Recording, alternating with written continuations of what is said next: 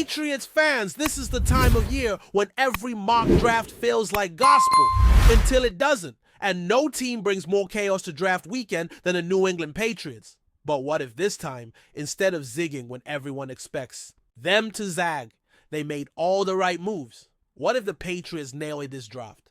Not just the first round, but the whole thing. Let's dive into a dream scenario for New England. A full 7-round simulation, no crazy reaches, no long snappers in the 5th, no Division II guards you've never heard of, just good solid football decisions. And spoiler alert, it starts at quarterback. Because let's face it, there's no more tiptoeing around the elephant in the room. The Mac Jones era is over. The Bailey Zappa experiment, done. Jacoby Brissett is a veteran placeholder. The future needs a franchise quarterback. And in this simulation, they don't wait for one to fall in their lap. They go get him. The Patriots own the number 3 overall pick. With Caleb Williams and Jaden Daniels projected to go 1 and 2, the board falls perfectly. And then it happens. New England selects Drake May, quarterback, North Carolina. 6'4", rocket arm, mobile enough to escape the pocket, and with a competitive fire that reminds people of a young Josh Allen. May isn't perfect. His footwork can be sloppy under pressure, and his decision-making needs refinement. But his upside is through the roof. He's a franchise guy. And more importantly, he's not afraid of the moment. He walks into Foxborough knowing the legacy, understanding the weight, and embracing the challenge. Now, if you're a Patriots fan, this is where your PTSD kicks in, because you've seen this movie before. High pick, big expectations, and then, well, let's just say N'Keal Harry still haunts your dreams, but not in this mock. In this simulation, the front office stays focused. They don't fall in love with obscure traits or try to outsmart the room. They do what good teams do, build around their quarterback. So we move to the 2nd round, pick 34. And the Patriots go offense again. Adonai Mitchell, wide receiver, Texas. Yes, I know, there are flashier names. But Mitchell is a 6'4" alpha with legit speed, body control, and red zone instincts. He's the kind of wideout who doesn't need to be schemed open. He can win his matchup one-on-one. For a team that hasn't had a true X-receiver since Randy Moss, this is massive. Mitchell gives May a go-to target from day one.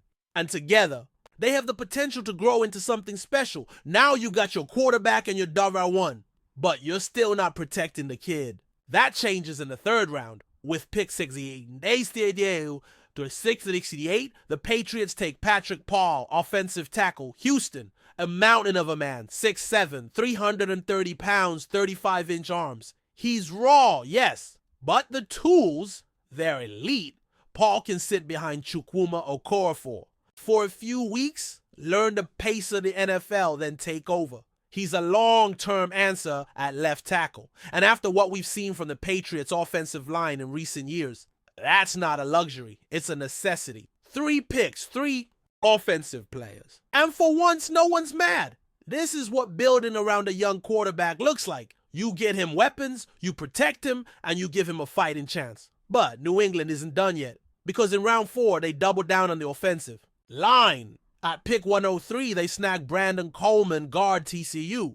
Coleman is a plug-and-play interior lineman. He's nasty in the run game, solid in pass pro, and brings a level of toughness that's been missing from the Patriots' interior line. With Cole Strange struggling to stay consistent and Mike Onwenu possibly on his way out next year. This pick makes a ton of sense. And now, finally, we talk defense. Because yes, the Patriots still play defense, and yes, Jared Mayo is going to want his own guys. So in round 5, pick 137, they go get a chess piece. Kyrie Jackson, cornerback, Oregon. Tall, physical press man specialist. Jackson is the kind of DB who thrives in a Belichick-style system. Long arms, aggressive hands, and a fearless mindset. He'll contribute on special teams right away and could develop into a rotational outside. Corner behind Gonzalez and Jonathan Jones. But wait, this simulation isn't over. We're only getting started. The Patriots still have 4 picks to go, and the board is falling their way. There's value in the late rounds and in this dream scenario. New England actually finds contributors instead of camp bodies. Let's take a breath, Because what we've built so far, it's already better than most drafts we've seen from this front office over the past 5 years. A quarterback with elite tools, a true number one receiver, a high upside tackle, interior line help, and a long corner with special teams upside. And the best part, no wasted picks, no head scratchers, no who moments. It feels different, doesn't it? This isn't about nostalgia or chasing ghosts of the past. This is about setting a foundation. Because if you want to compete in today's NFL, you need more than a good defense and smart coaching. You need firepower. You need playmakers. You need an identity. And with Drake May at quarterback, Adonai Mitchell out wide, and Patrick Paul locking down the edge, suddenly there's hope. And hope is a powerful thing, especially in New England. So we're 5 picks deep into the Patriots' best-case scenario draft. And already the shape of the future looks clearer than it has in years. But if you've followed the Patriots long enough, you know the late rounds have always been a bit of a minefield. Some teams strike gold, others wander into total obscurity. For New England, the goal here is simple. Stay disciplined, keep adding value, and don't overthink it. We pick back up in the 5th round. Selection 180. And the Patriots take a swing at a guy with day 2 talent who slipped through the cracks. Javon Solomon, edge rusher out of Troy. Now, if you haven't watched Troy football on a Thursday night, I don't blame you. But Solomon?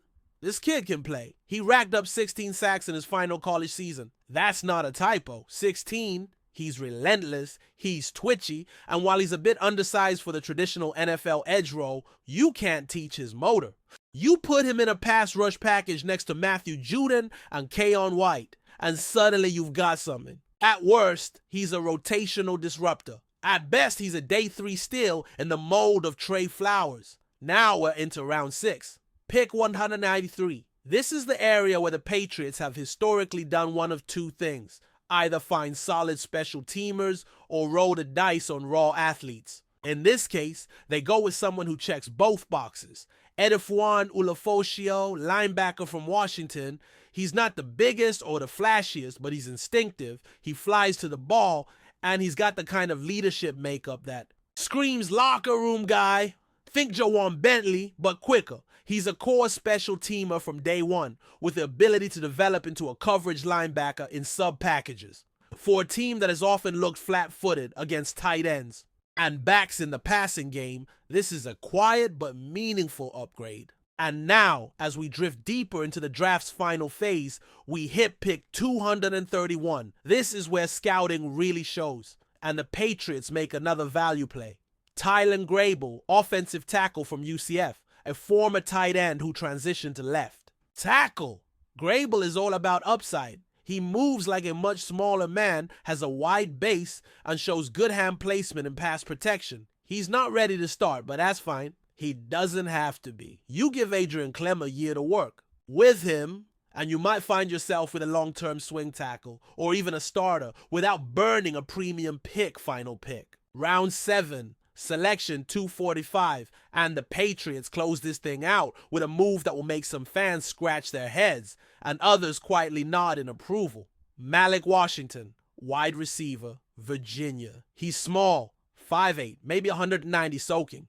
Wet, but the man is electric. He caught 110 balls last year. That's not a typo either. 110 receptions. He's quick, twitchy, and has a running back's build. In other words, the exact type of slot receiver this offense has been missing since Julian Edelman retired. He may never be a WR1, but on 3rd and 5, this guy knows how to get open. And that matters, especially when you're building a young quarterback's confidence. And just like that, the Patriots are done. 7 rounds, 10 picks, no disasters, no head scratchers, no safeties from Rutgers in round 2. Just smart, balanced, football-driven decisions that address real needs. Let's take a second to zoom out. Drake May is now the future of the franchise. He brings hope, swagger, and most importantly, high-end talent to a position that's been in limbo since Tom Brady walked out that door. You've given him a legit outside threat in Adonai Mitchell, a potential Edelman-like security blanket in Malik Washington, and beefed up the offensive line with Patrick Paul, Brandon Coleman, and Tylen Grable. You added explosive juice on defense. with Javon Solomon and Kyrie Jackson, and found a potential sub-package chess piece in Ulofoshio. This isn't just a good draft. It's a foundational draft. It doesn't fix everything overnight, but it plants the seeds, and it shows something Patriots fans have been begging for: direction, identity, a plan. Because let's be honest, the last few years have been tough to watch. A carousel of quarterbacks, questionable coaching decisions, conservative drafting, and a roster that often looked like it was built for 2008, not 2024. But this feels like the start of something different. Of course, none of this guarantees wins. Drake May still has to develop. Adonai Mitchell has to separate against NFL corners. The line has to hold up. And Jared Mayo still has to grow into a head coach. But you can finally say, with a straight face, that the Patriots are building something, and not just building for building's sake. They're building around talent, around potential, around the kind of players who make plays when the lights... Come on! There's no fake optimism here. No smoke and mirrors, just football. And if you're a Patriots fan, that's all you've ever wanted. Not gimmicks, not empty promises. Just a team with a vision, a young quarterback to believe in, and a front office willing to swing for the fences when it matters. And the truth is, drafts like these don't just shape a team, they shape a fan base. Because when you see a franchise commit to a new era, invest in the right pieces, and stop trying to rewrite the past, it becomes easier to believe in the future. So yeah, this is a simulation, but maybe it's not that far-fetched. Maybe this time the Patriots get it right. Maybe this is the draft that redefines who they are. And maybe, just maybe, it's the start of something special. Before we continue, don't forget to subscribe to Patriots Hub and give this video a like. Your support helps us keep delivering the latest updates on our New England Patriots. And don't be shy, share your thoughts on the news in the comments below. The New England Patriots have just made one of the boldest moves in recent NFL history. In a stunning turn of events that has sent shockwaves through the league, all-pro linebacker Fred Warner is heading to Foxborough. Known for his elite instincts, sideline-to-sideline speed, and commanding leadership on the field, Warner is set to become the face of a new defensive identity in New England. A team ready to return to dominance after years of being the heart and soul of the San Francisco 49ers Warriors. For the 89ers defense, Warner now brings his high football IQ and relentless motor to a franchise with a storied history of defensive excellence. This move signals more than just a roster upgrade. It marks the beginning of a new era. The Patriots, under fresh leadership and looking to build upon their legacy post-Belichick, are sending a clear message to the rest of the league. They're not rebuilding, they are reloading. Warner's arrival instantly elevates a defense that already showed flashes of potential. His presence in the middle of the field will anchor a young core of talent, setting the tone with his vocal leadership and playmaking ability. Known for his ability to read offenses before the snap and adjust on the fly, Warner fits perfectly into the Patriots' traditional scheme, blending discipline with aggression. More than just a star player, Warner brings a championship mindset. His experience in high-pressure playoff situations with the 49ers, including a Super Bowl appearance, will be invaluable for a team eager to return to those heights. With Warner calling the shots on defense, Patriots fans can start to believe, again, the dynasty may have ended a few years ago, but a new chapter is being written, and Fred Warner is holding the pen. That's it for this update. If you enjoyed the video and want to stay updated with exclusive news about our New England Patriots, be sure to subscribe to Patriots Hub and hit that like button. We can't wait to hear your thoughts in the comments. See you in the next video.